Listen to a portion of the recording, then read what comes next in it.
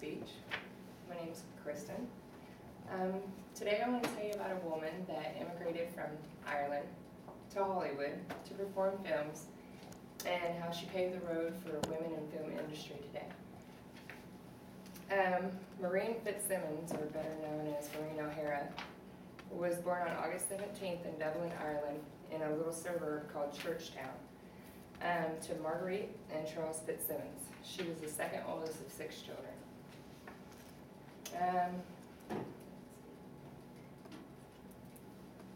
She began her career in acting and theater and music. She was a soprano singer.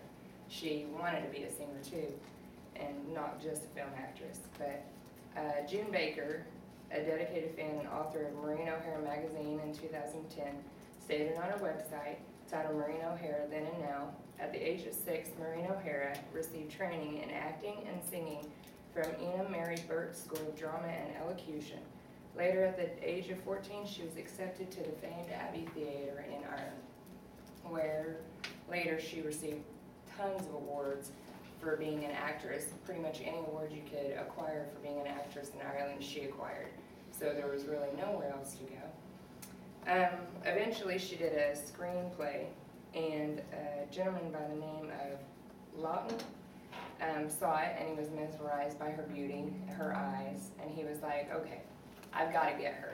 I've got to get her over here and put her under a contract in the United States to make films.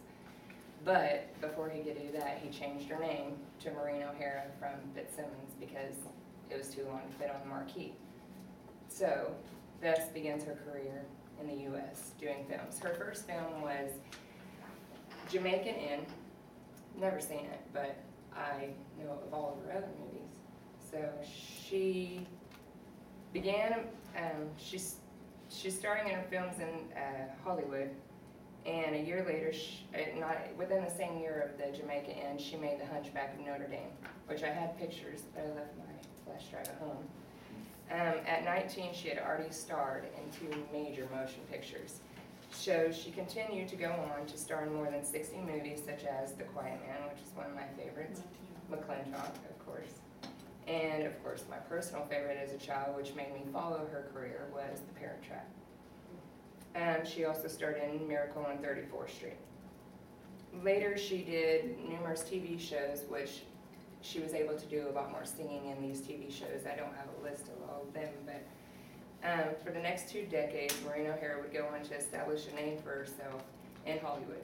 She stood apart from other females in the film industry by her eagerness to perform unladylike scenes, such as swordplay and stunts.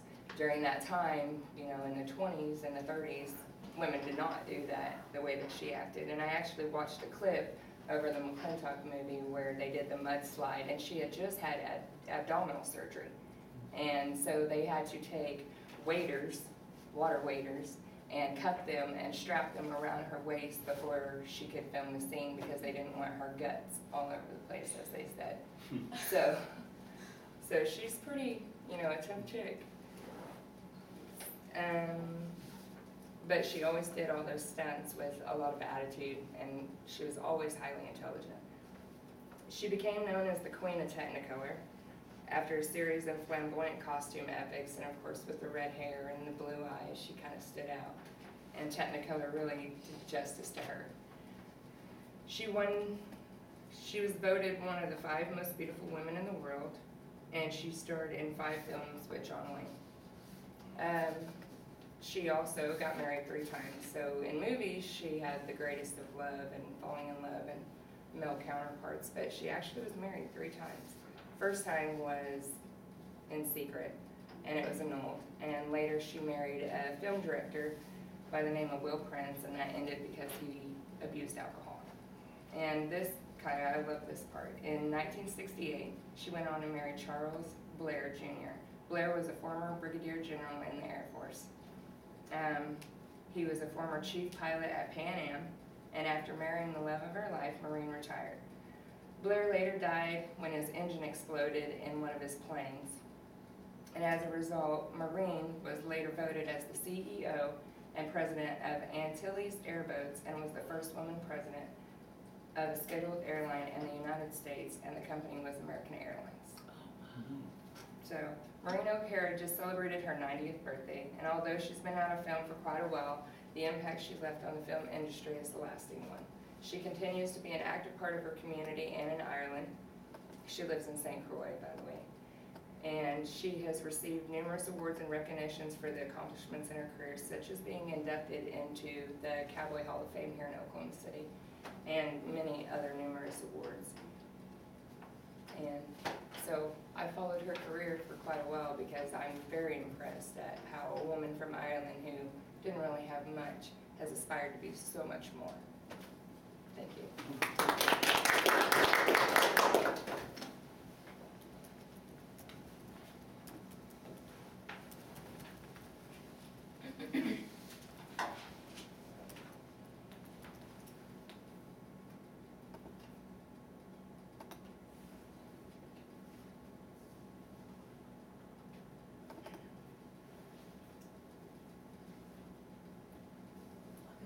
You bet.